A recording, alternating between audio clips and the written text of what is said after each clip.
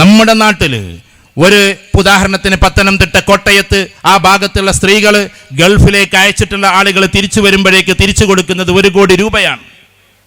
ഇതെങ്ങനെയാണെന്നറിയോ? എങ്ങനെ 1 കോടി രൂപ തിരിച്ചു കൊടുക്കുന്നത്?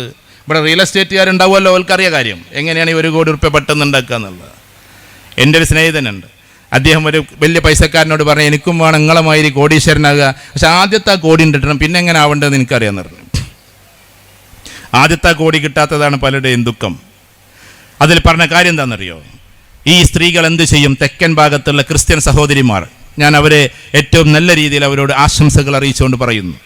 അവർ ചെയ്യുന്നൊരു നല്ല രസകരമായ ഡിസിപ്ലിൻ ഉണ്ട്.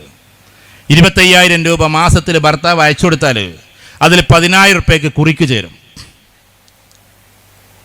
ചേരും. കുറി എന്ന് പറഞ്ഞാൽ മനസ്സിലായല്ലോ നിങ്ങൾക്ക്. എന്നിട്ടത് 50 തവണയായിട്ട് അടക്കും. ആഴ്ചകളിലോ അല്ലെങ്കിൽ മാസങ്ങളിലൊക്കെ ആയിട്ട് അടച്ചിട്ട് 5 ലക്ഷം രൂപ അത് അടിക്കും. അതടിച്ചാൽ ഉടനെ തന്നെ അവർ ചെയ്യലൊരു 10 സെൻറ്റ് സ്ഥലം വാങ്ങിയിടലാണ്. കുറച്ച് കഴിഞ്ഞ് ഹോട്ട് പ്ലേസ് എന്ന് പറഞ്ഞിട്ടുണ്ട്, റിയൽ എസ്റ്റേറ്റുകാർക്ക് അറിയാം. ഹോട്ട് പ്ലേസ് എന്നാണ് അതിന് പറയാം. ഹോട്ട് പ്ലേസിൽ വാങ്ങിയിടാൻ അവർക്കറിയാം, നിങ്ങൾക്കൊന്നും അറിയില്ലെങ്കിലും. ആ ഹോട്ട് പ്ലേസിൽ നിന്ന് പിന്നെ അവൻ വിൽക്കും. അങ്ങനെ 3-ാം കൊല്ലത്തിൽ അത് 15 ലക്ഷമാവും. പിന്നെ അത് വിൽക്കും. ചുരുക്കി പറഞ്ഞാൽ 25 കൊല്ലം കഴിഞ്ഞിട്ട് ഈ ഗൾഫിലുള്ള സഹോദരൻ തിരിച്ചു വരുമ്പോൾ അത് ക്യുമുലേറ്റ് ചെയ്തിട്ട് 1 കോടി രൂപ ആയിട്ടുണ്ടാവും. ആ 1 കോടി രൂപ ഇയാൾ ഗൾഫിൽ നിന്ന് വരുമ്പോൾ അങ്ങോട്ട് തിരിച്ചു കൊടുക്കുകയാണ്. എന്നിട്ട് പറയും, നിങ്ങൾ എന്താ ബിസിനസ്സോ ഏർപ്പാടോ എന്തെങ്കിലും തുടങ്ങിക്കോളി എന്ന് പറയാണ്. ഇവൾക്ക് പാർട്ട്ണർഷിപ്പ് ഇടും. അങ്ങനെ കുട്ടികൾ അങ്ങനെ ചെയ്യാം. അതിൽ പകുതി പാർട്ട്ണർഷിപ്പ് 30 എന്നിട്ട് ആ ബിസിനസ്സിലൊക്കെ ഇടപെടും. ഇത് ഞാൻ സ്ഥിരമായിട്ട് കാണുന്നതാണ് ഈ കോട്ടയം ഭാഗത്തുള്ള. അങ്ങനെ തന്നെ നമ്മൾ ആകണമെന്ന് പറയല്ല.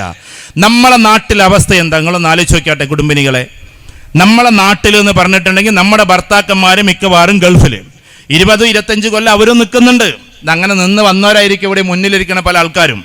ഇങ്ങോട്ട് വരുന്ന സമയത്ത് നിങ്ങൾക്ക് അങ്ങോട്ട് തിരിച്ചു കൊടുക്കില്ല എന്ന് മാത്രമല്ല, ഒരു 50 ലക്ഷം റുപ്യ നിങ്ങൾ കടവാക്കിയിട്ടുണ്ടാവും. കാരണം എന്താ?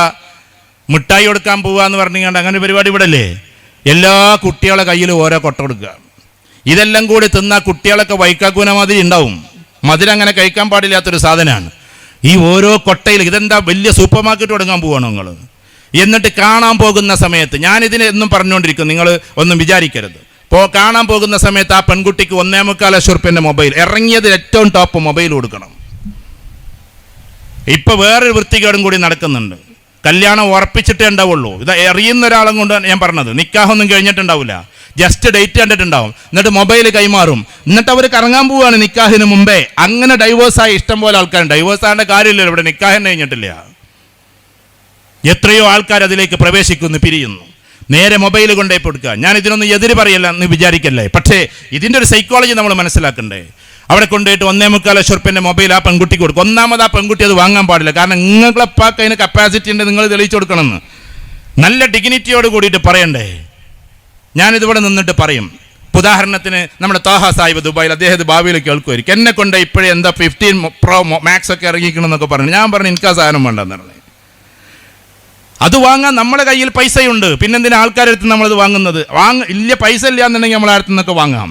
അതുകൊണ്ട് ഒരു പെൺകുട്ടിയും മറ്റുള്ളവരുടെ മൊബൈൽ മോഹിക്കരുത്. കാരണം അത് നമ്മുടെ കയ്യിലുണ്ട് എന്ന് പറയാൻ ഒരു പെൺകുട്ടിക്ക് പറ്റണം. ഞാൻ എൻ്റെ ഭാഗം പറഞ്ഞേച്ചു പോവാണ്, നിങ്ങൾക്ക് വേണമെങ്കിൽ വിമർശിക്കാം. പുതിയാപ്പിളക്ക് കൊടുക്കുന്ന, അമ്മാശാങ്ക കൊടുക്കുന്ന കാറിലല്ല പുതിയാപ്പിള പോകേണ്ടത്. കാരണം അവൻ പറയണം, സോറി എനിക്കത് വാങ്ങാനുള്ള പൈസയുണ്ട്. അല്ലാതെ പുതിയാപ്പിളക്ക് വേണ്ടിയിട്ട് അമ്മോശാങ്ക വാങ്ങിക്കൊടുക്കുന്ന കാറിലല്ല ഈ പുതിയാപ്പിള പോകേണ്ടത്. അത് റെന്റഡ് പോലെയാണ്. പുതിയാപ്പിളയെ വാടകയ്ക്കെടുക്കുകയാണ്. പണ്ടൊരു പെണ്ണ് പറഞ്ഞില്ലേ, എന്ത് ചായ കാച്ചിക്കാൻ മോളെ എന്ന് അമ്മായിമ്മ പറഞ്ഞപ്പോൾ നിലത്ത് ചവിട്ടിയിട്ട് പറഞ്ഞത്ര ഞാൻ ചായയും കൂടി കാച്ചണമെന്ന്. അതിൻ്റെ അർത്ഥം എന്താ? 100 പവനും കൊണ്ടുവന്ന് 5 ലക്ഷം ഉറുപ്പ്യം തന്ന് ഒരു കാറും തന്ന് എന്നിട്ട് നിങ്ങളെ മോൻ ഇങ്ങോട്ട് വാങ്ങിയും ചെയ്ത് ഇന്നെ ഞാൻ ചായയും കൂടി കാച്ചണമെന്നാണ്. ആ പരിപാടിയില്ല. ഡിഗ്നിറ്റിയോട് കൂടിയിട്ട് നടക്കണം നമ്മൾ. നമുക്കാരുടെയും ഔദാര്യം വേണ്ട.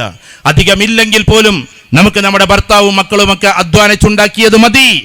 ആരുടെയും മോശാരം നമുക്ക് വേണ്ടെന്ന് പറയാൻ പറ്റണം. അത് ഇല്ലാത്ത ഉലമാക്കൾക്കോ മറ്റുള്ളവർക്കോ അവർ ഹദിയായിട്ട് കൊടുക്കുന്നുവെങ്കിൽ അവരത് സ്വീകരിക്കട്ടെ. കാരണം എന്തെന്ന് ചോദിച്ചാൽ അവരത്രയും സേവനങ്ങൾ ചെയ്യുന്നവരാണ്. നമ്മളെപ്പോലെയുള്ള ആൾക്കാർ എന്തിനത് വാങ്ങണം?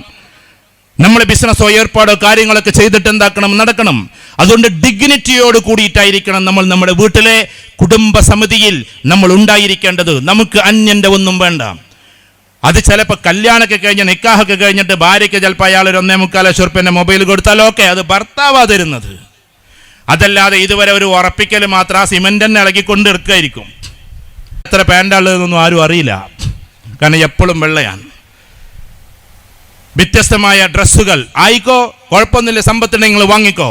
പക്ഷെ നിങ്ങൾ അറിയേണ്ടുന്ന ഒരു കാര്യമുണ്ട്, ബൂമറാങ്ക് പോലെ ബോംബുകൾ വർഷിച്ച് ഇന്നലെ വരെ സമ്പത്തുണ്ടായിരുന്ന തെരുവോരങ്ങളിൽ കൈ കാണിച്ചുകൊണ്ട് വസ്ത്രം തരൂ എന്ന് പറയുന്ന ഫലസ്തീന്റെ മക്കളെ നമ്മൾ മറന്നു പോകരുത്. ആയിരക്കണക്കിന് രൂപകൾ ചെലവാക്കി വസ്ത്രങ്ങൾ വാങ്ങിക്കുമ്പോൾ ആ പാവം കുട്ടികളെ പോലും നമ്മൾ ഓർക്കണം. അത് ഏത് മതക്കാരായാലും ഏത് രാജ്യക്കാരായാലും. APJ അബ്ദുൽ കലാം ഈ ലോകത്തോട് വിട പറഞ്ഞു. APJ അബ്ദുൽ കലാം മരിച്ചപ്പോൾ അദ്ദേഹം ടെക്നിക്കൽ സയന്റിസ്റ്റ് ആണ്, ഇന്ത്യയുടെ മുൻ പ്രസിഡന്റ് ആണ്. വലിയ രീതിയിലുള്ള പരിപാടികൾ നടന്നുകൊണ്ടിരിക്കുകയാണ്, വലിയ ഹോണറിങ് നടന്നുകൊണ്ടിരിക്കുകയാണ്. അദ്ദേഹത്തിന്റെ ഡ്രസ്സുകൾ പരിശോധിച്ചു. നിങ്ങൾ അന്നത്തെ പത്രങ്ങൾ എടുത്തു നോക്ക്. എല്ലാ ദിവസവും ആഷ് കളർ പാൻറ്റും ആഷ് കളർ കുപ്പായമാണ് ഇടുക, മീൻസ് കോട്ടും. എല്ലാ ദിവസവും ഒരേ വെണ്ണൂറും കളർ എന്ന് പറഞ്ഞ സാധനം ആഷ് കളർ ഇടലുള്ളൂ. അദ്ദേഹത്തിന്റെ രാമപുരത്തെ വീട്ടിൽ പോയിട്ട് ഇതൊക്കെ ചെക്ക് ചെയ്ത്, പാർലമെന്റിന്റെ അടുത്തുള്ള വീട്ടിലൊക്കെ ചെക്ക് ചെയ്തപ്പോൾ ആകെ 4 കോട്ടും 4 പാൻറ്റുള്ളൂ. അദ്ദേഹത്തിന് എത്ര ഉണ്ടെന്ന് ആളുകൾ അറിയണ്ടെന്ന് വിചാരിച്ചിട്ടായിരുന്നു അദ്ദേഹം ആകെ 4 എണ്ണം ഇട്ടുകൊണ്ടെന്നാണ്. എല്ലാ ദിവസവും ആഷ് കളർ. ഈ ലോകത്തിലെ ഏറ്റവും വലിയ ഡിഗ്നിറ്റി എന്താണെന്ന് പറയും. ഞാൻ പ്രൊഫഷണൽ ആയിട്ടൊരു കാര്യം പറയട്ടെ എൻ്റെ കുട്ടികളോട്. ലോകത്തിലെ ഏറ്റവും ടോപ്പ് ആളുകൾ ഇപ്പോൾ വേഷവിധാനങ്ങളെ പറ്റി പറയല്ലോ കേട്ടോ, വെറും ടീഷർട്ട് ഇട്ടിട്ടാണ് നടക്കുന്നത്, അല്ലാതെ കുറേ വേഷവിധാനങ്ങൾ കെട്ടി ഭയങ്കര കൂട്ടിട്ടൊന്നുമല്ല. മാർക്ക് സുക്കർബർഗ് നിങ്ങൾ എടുത്തു നോക്കിക്കോ, ലോകത്തിലെ ഏറ്റവും വലിയ സമ്പന്നനാണ്, ഏറ്റവും വലിയ സമ്പന്നരുടെ ആദ്യത്തെ 4 പേരിൽ ഒരാളാണ്. ഇവരൊക്കെ എങ്ങനെയാണ് നടക്കുന്നത്? ടീഷർട്ടും പാൻറ്റും ഇട്ടിട്ടാണ്. സിംപ്ലിസിറ്റിയാണ്. ഞാൻ ടീഷർട്ടും പാൻറ്റും